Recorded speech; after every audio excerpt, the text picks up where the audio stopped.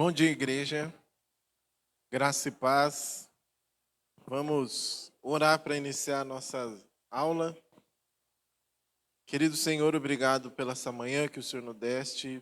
Pura graça e misericórdia na nossa vida. Levantarmos, nos alimentarmos, estarmos aqui juntos para, reunidos, aprender mais um pouco, Deus.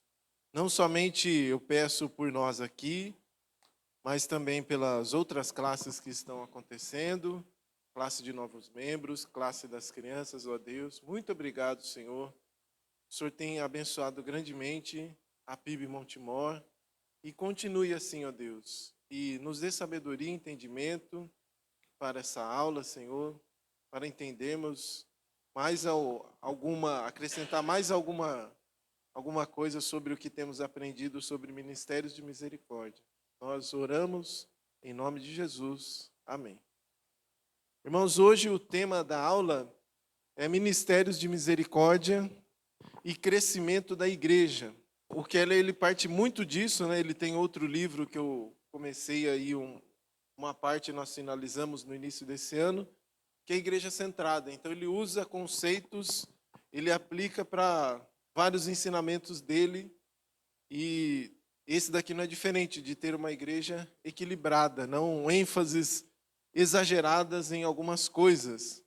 Então, às vezes, se perder alguma aula, se não lembra de alguma coisa que foi dita, pode ser que a gente não consiga conectar com o ensino que está recebendo. Mas, a princípio, ele parte muito para essa questão de equilíbrio, sem ênfases exageradas em alguma questão. Então, o resumo de tudo isso que ele vai dizer aqui, para a gente ter uma prévia, é a integração entre evangelismo e ministério de misericórdia. Estratégias para o acompanhamento de pessoas que vêm para a igreja, que são convertidas por meio dos ministérios de misericórdia. Então, ele vai falar bastante disso. Mais uma vez, ele diz algo que a gente já aprendeu, já falou também em aulas passadas, não ter uma visão limitada da misericórdia. Todos nós sabemos agora que o ministério de misericórdia é essencial para todos os cristãos, mas também não podemos pensar na misericórdia como a única coisa que vem à cabeça, como talvez vinha na cabeça de muitos, e na minha, né? Que ele fica limitado somente a cestas básicas e distribuição de roupas. A gente viu capítulos que falam isso. Vamos começar fazendo uma leitura na carta de Tiago, no capítulo 2, epístola de Tiago, lá no finalzinho, capítulo 2, versículos 14 até o 17. Meus irmãos, qual é o proveito se alguém disser que tem fé, mas não tiver obras? Será que essa fé pode salvá-lo?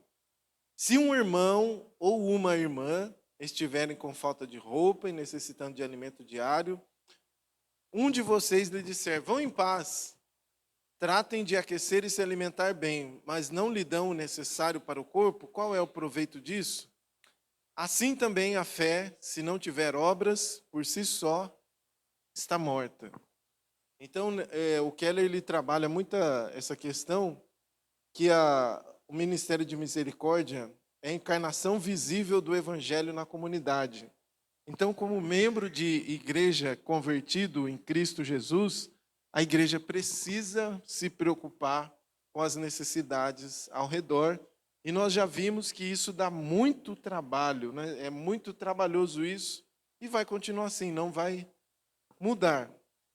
Agora, se nós pegarmos uma metáfora que já vimos aqui sobre cultivar solo, plantação, todas essas metáforas relacionadas ao plantio, à agricultura, então podemos dizer que queremos ver frutos do nosso trabalho.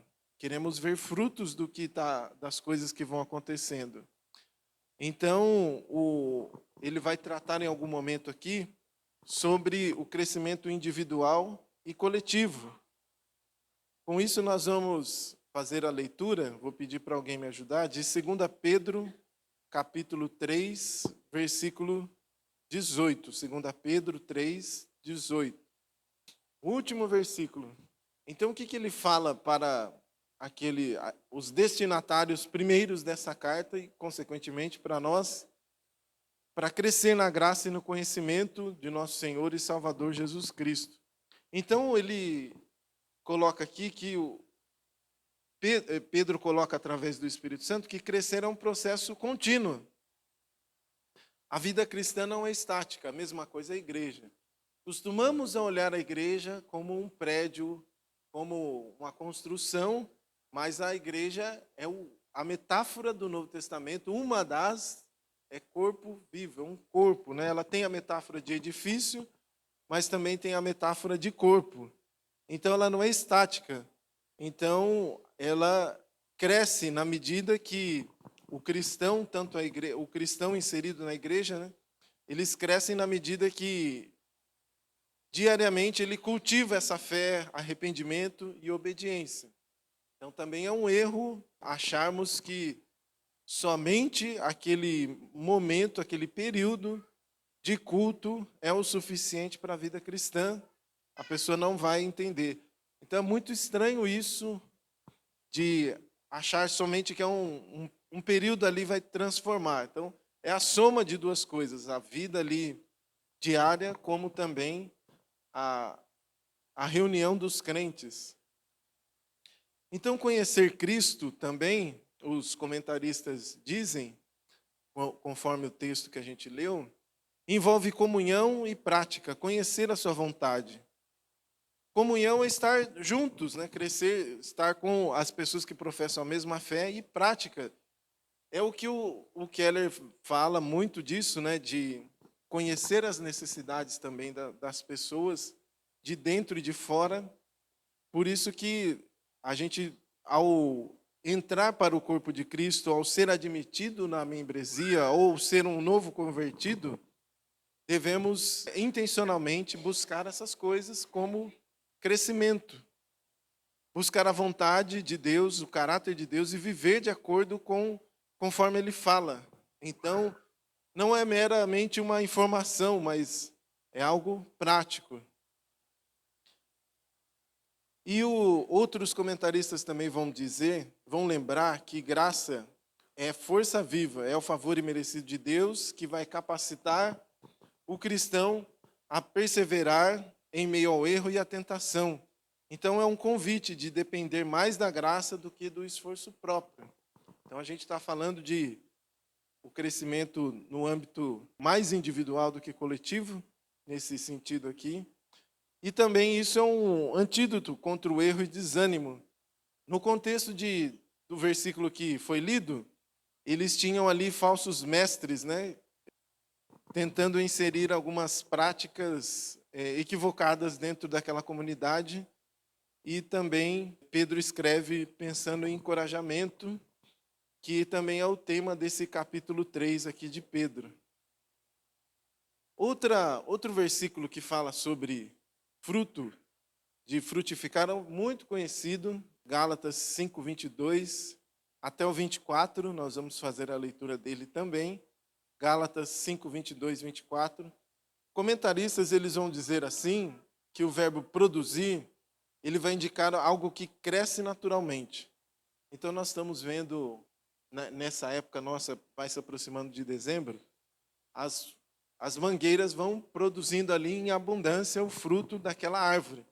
Então, para nós é comum, né, a gente associar a época ao fruto. Então, é algo natural. E, principalmente quando se trata da palavra de Deus, esse fruto cresce naturalmente a partir de uma nova raiz, que é a união com Cristo. Então, o fruto não é obtido pelas obras da lei, mas ele floresce à medida que o Espírito Santo renova os desejos, afetos e motivações. O cristão não imita Cristo externamente, ele é transformado internamente pelo Espírito para pensar e agir como se fosse Cristo, pensando nesse versículo aqui. Então a gente vê exatamente isso, que primeiro o cristão é transformado e depois vai aparecer o fruto dele. Então ele está crescendo ali. Isso vai ser a igreja ela vai acompanhando esse crescimento das pessoas à medida que ela vai também aparecendo os frutos. Então, o que ele vai trazer aqui é muito interessante, né? O Timothy Keller, em outro comentário, ele tem um comentário sobre a carta aos Gálatas. E ele vai enfatizar que fruto é singular, não frutos, indicando uma unidade moral e espiritual, mostrando que o Espírito não produz apenas verdades individuais, mas forma um caráter relacional e comunitário, refletindo a vida de Cristo no amor mútuo, que ele vai falar um pouquinho antes, em alguns versículos que a gente não leu, se a gente retornar um pouquinho em Gálatas 5,13, porque vocês, irmãos, foram chamados à liberdade, não usem a liberdade para dar ocasião à carne, pelo contrário, sejam servos uns dos outros pelo amor, porque toda a lei se cumpre em um só preceito, a saber, ame seu próximo como a você mesmo. Então, o cristão amadurece à medida que vive em comunhão, servindo aos outros em humildade e graça. A gente pode comparar esse crescimento do cristão com o crescimento de um bebê, de uma criança, que precisa de total atenção, que precisa ser carregado. Então, a atenção é voltada para aquela criança, porque ela tem aquela necessidade temporária. Mas, à medida que o cristão vai crescendo, ele aprende essa questão de serviço. Agora, pensando nessa questão de frutos e de servir, de crescer como um corpo, a igreja, ela, em Atos, a gente vê, principalmente ali o versículo 2, o capítulo 2, versículo 47, o Senhor acrescentava à igreja a cada dia os que iam sendo salvos. Então, aquela igreja ali, a gente olha, ela também tinha essa questão muito forte, essa questão social, iam crescendo o número de pessoas, e a gente vê que no capítulo 6, quando é instituído aqueles servos, aqueles homens, era exatamente por uma questão, uma necessidade que a igreja tinha, conforme ela ia crescendo. Então, a PIB Montemor, ao longo dos seus 84 anos, ela está crescendo. A gente vê, se alegra com isso, de ver pessoas sendo acrescentadas, seja vindo de outras igrejas, e a maioria que vem das outras igrejas que eu acompanhei, elas dizem, por que você está aqui? Tem um ensino diferente. Ou vem por batismos. Graças a Deus, todo ano tem batismos. A igreja vai crescendo nesse sentido aí, pessoas vão sendo acrescentadas. Mas também cresce a nossa responsabilidade, né? O Ministério de Misericórdia, ele precisa crescer no ritmo da igreja. Ele precisa crescer no ritmo que a igreja cresce. Pensando na questão da igreja saudável, pensando na metáfora do corpo, se algo não acompanhar o ritmo, o que acontece? Logo levanta alerta sobre nós, né? Pensando na nossa vida, se algo está sendo mais acelerado do que o que costuma ser o processo normal, vai levantar dúvidas. A gente vai falar, nossa, por que isso está acontecendo? Né? Tem alguma coisa de diferente. Ele vai dizer aqui que o evangelismo, né, agora ele vai tratar muito sobre essa questão de ministério de misericórdia e evangelismo. Então, que eles não são concorrentes, que eles trabalham juntos, né? Ambos nascem de um coração transformado pela graça e ambos crescem, fazem a igreja crescer. Essas duas coisas não tem uma coisa mais importante que a outra. Pensando nessa questão de evangelismo, ele vai trazer um foco muito mais aprofundado. Ele vai responder uma pergunta, né? Como que o Ministério de Misericórdia promove o crescimento da igreja por meio de conversões? Então, ele vai trazer exemplos aqui de outras igrejas, como elas cresceram. Então, ele pega assim muitos exemplos, né?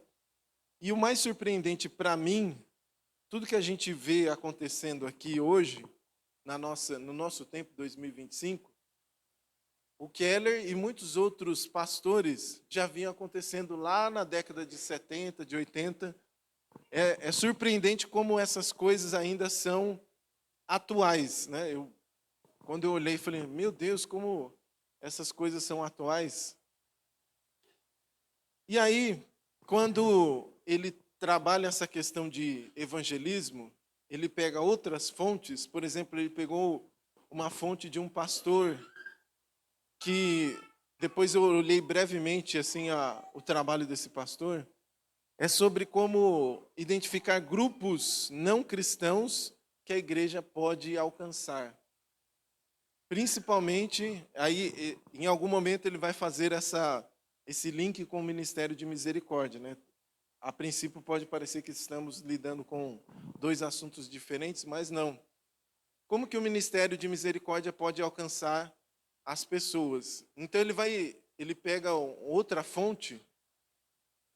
Eu não fico citando todas as fontes porque os nomes, às vezes, o sobrenome é meio diferente, então para nós às vezes nem tem nenhum livro lançado aqui no Brasil.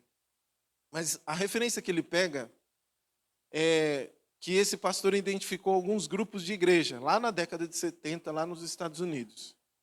Então ele chama o primeiro grupo, todos são grupos não cristãos, mas ele chama esse primeiro grupo de igrejeiros, que são pessoas que acham que são cristãs, ou elas são religiosas e ativas em uma igreja. E aí ele coloca como alcançar essas pessoas, e aí ele diz que a estratégia que esse pastor definiu é fazer a divulgação, a igreja constrói um templo, um lugar visível, conversa com os moradores que estejam em busca de uma igreja. Ele vai trazer outro grupo chamado, também de não cristãos, chamado Conectados. Eles não são membros de igreja nenhuma, nem participam de cultos. Eles moram na vizinhança da igreja, trabalham com pessoas crentes, têm familiares e amigos evangélicos. Então, essas pessoas pertencem à mesma etnia, classe econômica, e aí ele coloca como alcançar esse grupo, por meio de amizades, visitas evangelísticas, estudos bíblicos nos lares ou eventos, café da manhã, oração, entre outros. O terceiro grupo dos não cristãos, são os distantes. Então, passamos pelos igrejeiros, os conectados, agora estamos nos distantes. São pessoas que moram em outras regiões ou estados, até mesmo em outros países. Como alcançar esses distantes? A igreja alcança por meio de missões e plantação de igrejas.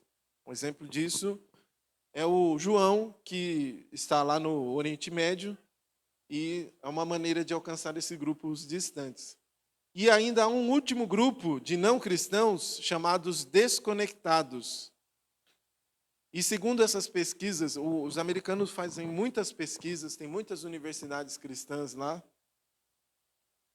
Esse grupo de desconectados, eles são a maioria dos não cristãos nas comunidades, né? Eles não fazem parte de rede de amizade de membros da igreja, e essas pessoas podem ser encontradas em muitos grupos da comunidade. Aí ele dá um exemplo: trabalhadores braçais, mães solteiras, adolescentes que abandonaram a escola, estrangeiros, artistas, modelos, músicos profissionais, homossexuais, pessoas muito ricas, prostitutas. No contexto dele tem muito mais exemplos, então eu me limitei a trazer o nosso contexto aqui. Então esse grupo de pessoas estão afastados da igreja. Como que pode se achegar a esse povo? É aí que ele começa essa questão do ministério de misericórdia, como que pode alcançar cada um. Então ele vai dizer que ele vai trabalhar a questão da comunicação do evangelho e vai trazer alguns métodos de evangelismo. Tem algo que ele chama porta lateral e porta da frente. A porta da frente é um método evangelístico que vocês devem conhecer, que muitas vezes se baseia no carisma do pastor, né? É uma igreja famosa, eles têm um prédio bonito, agradável, eles têm uma boa palavra, então as pessoas vão ali por curiosidade, está sempre cheio. Mas nem todos os pastores têm essa habilidade comunicativa, têm todo esse carisma, e tem também essa porta da frente, tem as suas limitações.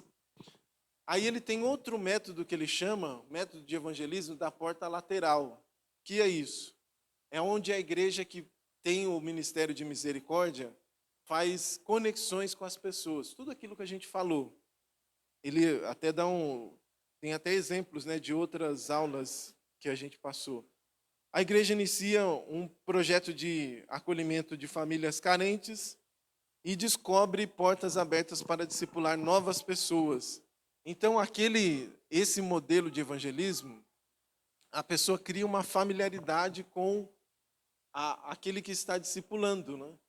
Não só aquele que chegou pela curiosidade de ter, no caso não seria o nosso, né, o evangelismo da porta da frente, mas da porta lateral, é quando os membros vão ao encontro dos não cristãos da comunidade, é a porta lateral. Aquelas pessoas são evangelizadas antes de vir para a igreja. No caso da porta da frente, a pessoa é evangelizada quando ela vem na igreja. Então tem essas duas diferenças. Quando a gente se baseia nas necessidades das pessoas, já é uma forma delas estarem menos resistentes ao evangelho. Porque é fato que hoje as pessoas, elas sabem que elas têm uma desconfiança. Muitas pessoas têm uma desconfiança, às vezes até um ódio, como eu vi um exemplo essa semana. Às vezes a pessoa odeia a outra pessoa pelo fato dela ser cristã. Tem muito isso, porque foi desenvolvido um ódio aí. Mas quando a porta lateral acontece de um ministério alcançar a pessoa, então ela já está mais... Alguém fez a diferença na vida dela. Ela já está menos resistente. Alguém se preocupou de maneira genuína com ela. Então as pessoas, elas tornam talvez mais aceitáveis, né? É isso que ele vai falar, que a igreja não deve simplesmente demonstrar que está ali entregando alguma coisa para suprir a necessidade da pessoa, demonstrando o interesse como se fosse uma troca. Então, vem para a minha igreja, né? Alguma coisa desse tipo aí. É óbvio que a gente tem que pensar nisso, de alcançar a pessoa e principalmente alcançar a necessidade máxima, como foi dita em algumas aulas lá quando o Lucas tratou da parte teórica. É óbvio que a necessidade última da pessoa é ela se reconhecer uma pecadora perdida, é a necessidade da palavra, mas o mundo caído, né, a pessoa é um todo, né? Então a pessoa, ela precisa ser cuidado como um todo. Então o ministério de misericórdia é uma maneira da igreja se aproximar e se achegar a essas pessoas. Então a gente vê todos esses grupos aí, e esses mais distantes,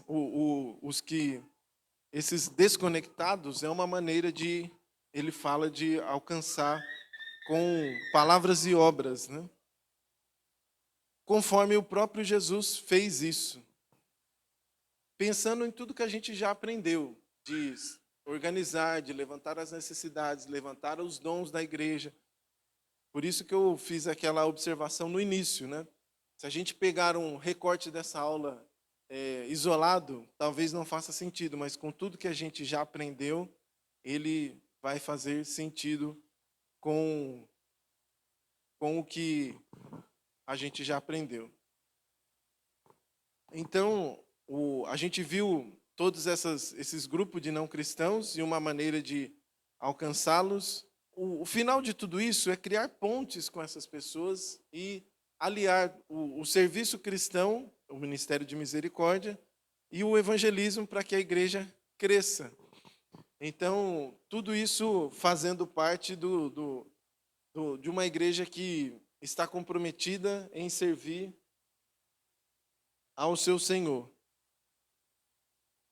Mas, de qualquer forma, ele frisa bastante, né, que a estratégia da palavra, né, ela é importante quando a igreja, o que eu acabei de falar um pouquinho antes, agora eu achei bem o que eu destaquei no livro. As pessoas necessitadas não devem sentir que devem aguentar uma conversa de alguém que está tentando lhes vender o evangelho se quiserem receber ajuda.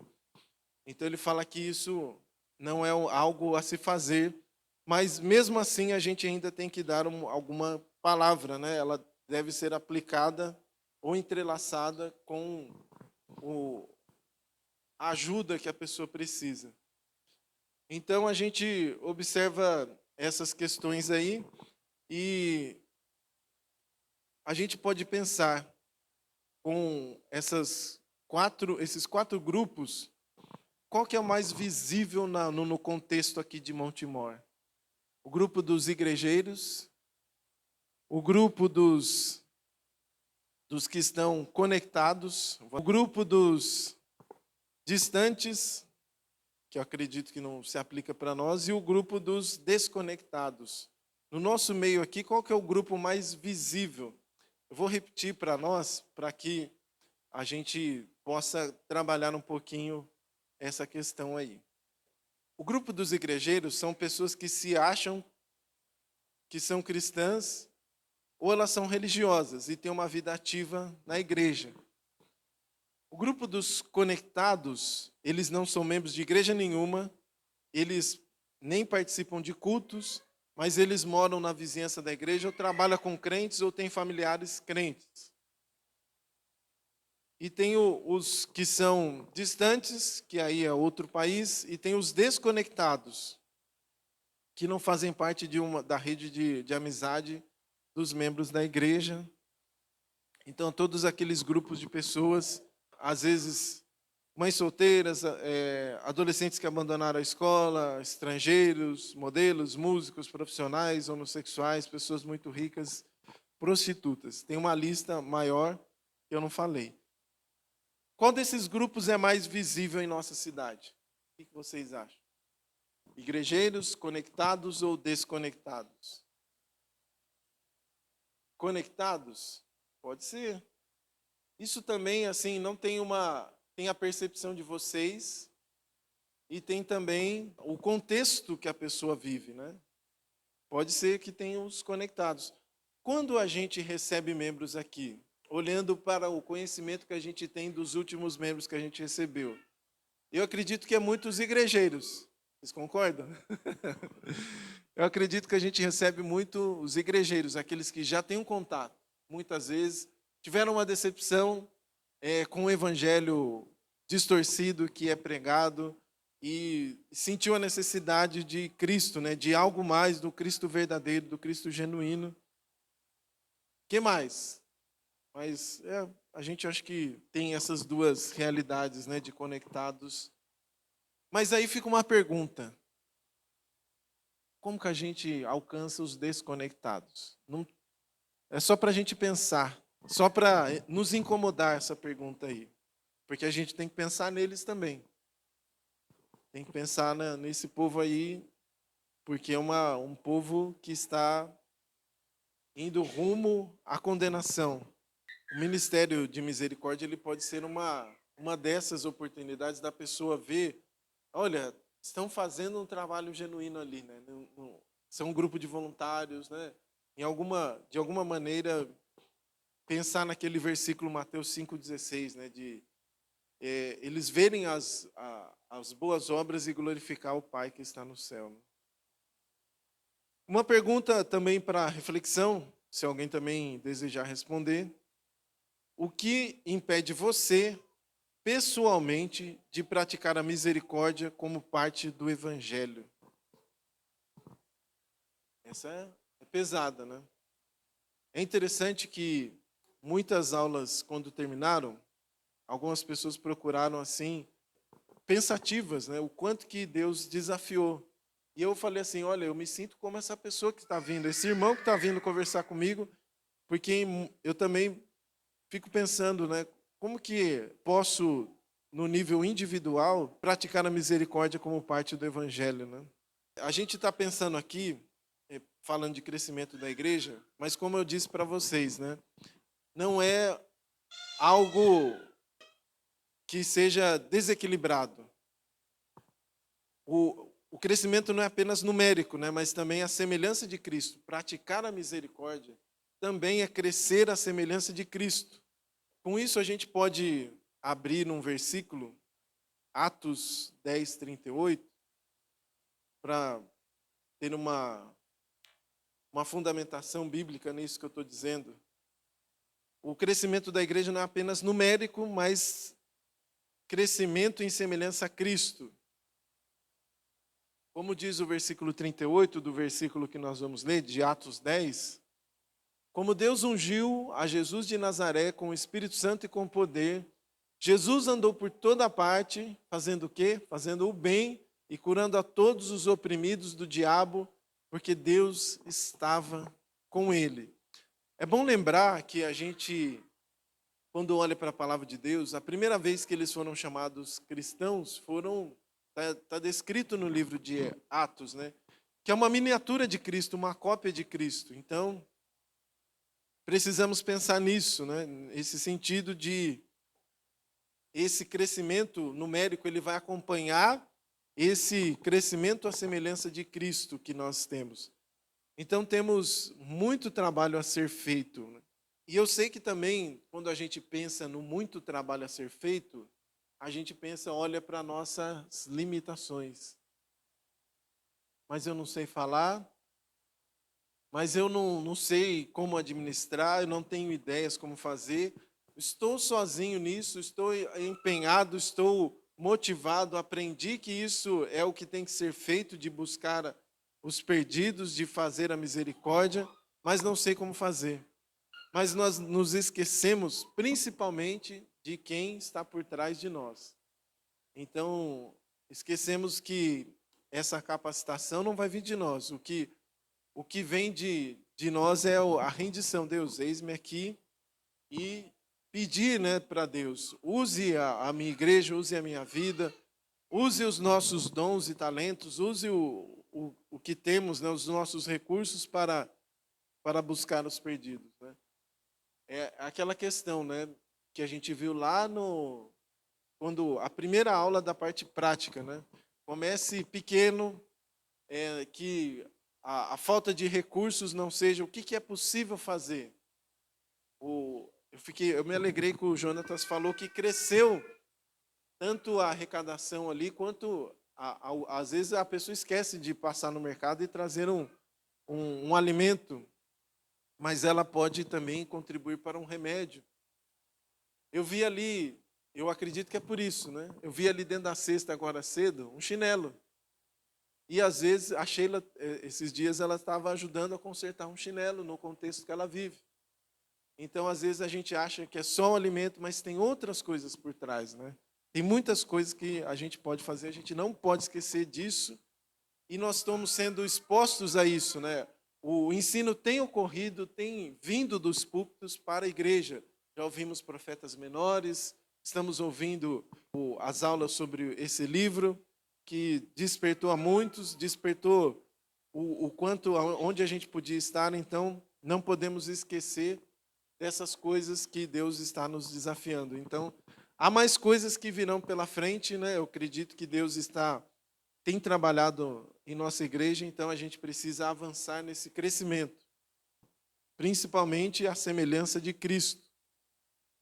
Então, não deixe que os corações fiquem duros, fiquem indiferentes a tudo que a gente enxerga, porque nós somos a igreja de Cristo, né? A embaixada, estamos dentro do reino de Deus, e Deus, a gente sabe que as coisas estão caóticas, né? Elas estão fora do lugar. E Deus, ele traz o cosmos, né? A ordem. Então temos muitas oportunidades para Deus trabalhar em nós e através de nós no contexto que vivemos. Então tem muita coisa, poderíamos assim falar bastante coisa aqui, levantar muitas coisas, mas é a hora de orarmos, falarmos, Deus, o que o Senhor tem para nós, né? Como que o Senhor pode guiar isso? Levante pessoas também que encabecem isso, né? Que possam estar disponíveis, dispostas a tudo que a gente aprendeu. Uma frase interessante, né? Pegando meio que uma paráfrase de tudo que a gente viu aqui, quando a igreja vive o evangelho com as mãos, basicamente é o que Tiago diz, o mundo começa a ouvi-la com o coração, então o mundo está desconfiado, né? Esses desconectados aí, eles são desconfiados, né? Eles estão cansados. Tenho colegas que enviam várias coisas assim, pastores abusando, né? Pedindo, fazendo, meio que extorquindo, né? O que você acha disso? Fala, olha, no meio não cristão e cristão existe pessoas ruins do mesmo jeito. Já contei outras experiências para vocês que às vezes eu tenho contato com pessoas não cristãs exatamente para entender como que elas pensam e não me coloco na posição de julgá-las, né? Tomo todo cuidado, peço a Deus, Deus me ajude. A última questão foi que eu mostrei lá para vocês, pedi lá para a inteligência artificial fazer um vídeo sobre aquela questão da justiça de Deus, né? Aonde que veio o mal? Se Deus criou todas as coisas, de onde que vem o mal, né? E aí desdobra para um monte de coisas. Isso o cristão precisa estar atento e é isso que o fato de uma frequência numa igreja que traz bons ensinos proporciona isso, né? De não ficarmos somente sendo massageados, mas também desafiados para agir. Tem alguma questão, alguma discussão que queremos trazer aqui? O trabalho de ontem foi com as crianças e eu acredito que teve alguns ali que não tinham contato com a igreja. Pelo menos foi uma amiga, talvez estaria nos conectados e eles não vão, eles são classe média alta, eles não vão para nenhuma igreja, pelo menos que eu tenha conhecimento. Mas a menina ficou ali, já deu um testemunho para a mãe, que foi um dia maravilhoso, levou a plantinha para casa. Então, às vezes, na cabeça, eu sei que dá muito trabalho, irmãos. A questão principal de como fazer as coisas como ontem é que dá muito trabalho. Antes, durante e depois, né? A gente fica ali moído, né? A gente fica ali cansado. Teve outros anos que teve um bazar aqui, um bazar lá no Novo Vorada. Eu vejo assim, dá muito trabalho para a gente fazer. Então, precisamos de mais braços, né, nesse sentido, porque são iniciativas que a igreja faz que se aproximam um pouco mais da comunidade. Pensando uma coisa que a igreja está caminhando com o treinamento dos diáconos, de pessoas que se colocaram à disposição para fazer essa ponte também. Então, a gente observa que na parte prática está andando algumas coisas. Não, talvez não ande como a questão do Ministério de Misericórdia vem de um amadurecimento, né? Então a gente tem algumas iniciativas e precisa talvez expandir para outras. E aí, assim, tem duas maneiras que a gente falou nas aulas anteriores. Ou ela vem de cima para baixo, no caso da liderança da igreja, os presbíteros, ou ela vem de baixo para cima, dos leigos, né? O Keller até fala que ele não diz um método é melhor que o outro. Ele diz que quando brota no que ele fez ali de baixo para cima, tem a tendência a crescer mais. Então ele não diz não use esse, não use aquele. Ele apenas comenta que há métodos, né? Então, mas a gente acha que foi uma coisa às vezes, que passa despercebida, mas quem estava recebendo ali, por exemplo, a menina que foi lá, ela foi algo diferente. Talvez no nosso meio a gente está tão acostumado com essas coisas, é tão comum, mas para ela é algo diferente e acredite, tinha outros ali que também foram impactados, gostaram ali. Então teve um pouco de tudo, né? Teve um pouco ali da palavra de Deus, de comunhão, de alimento teve muito de tudo, né? Teve bastante coisa. A gente se alimentou bastante. Mas é isso, irmãos. Isso não vai, esse ensino para a igreja, pela graça de Deus, não vai parar aqui, né? A gente tem pensado, a gente senta e Deus assim ilumina, né? O que precisa a igreja? Precisa tal coisa. Então foi numa dessas reuniões. A igreja precisa ir para a parte prática. Então, o cardápio que é ofertado, vamos pensar assim, se fosse uma refeição, os ensinos fossem uma refeição, o cardápio que é ofertado para a igreja é bem variado. Aqueles que têm uma frequência assídua e estão antenados, eles crescem, né? Eles observam. às vezes vem pessoas de fora do nosso meio e falam que, nossa, que legal, a igreja aplica isso, né? Eu ouço bastante isso, né? Aqueles que vêm, eu queria fazer, aqueles que vêm de vez em quando em alguma programação especial, que já são cristãos, olha, eu queria implementar isso na minha igreja. Então tem bastante disso. Que Deus nos ajude para que sigamos caminhando nessa maturidade, nesse crescimento à semelhança de Cristo. Vamos orar? Nosso Pai, muito obrigado, Senhor, por esses momentos de aula, de desafio, Senhor. Que o nosso coração não fique indiferente, Deus. Não fique frio, e que consigamos, ó Deus, pela Tua graça e misericórdia, crescer, avançar, ó Deus, principalmente a semelhança de Cristo, Senhor. Nos dê essa consciência e também nos ajude a praticar essas coisas que temos aprendido aqui, ó Deus, a formar parcerias. Tenha misericórdia da liderança, Senhor, para que sempre caminhe, ó Deus, conduzindo esse rebanho que é do Senhor, ó Deus, nos passos do nosso Mestre Jesus Cristo, Deus.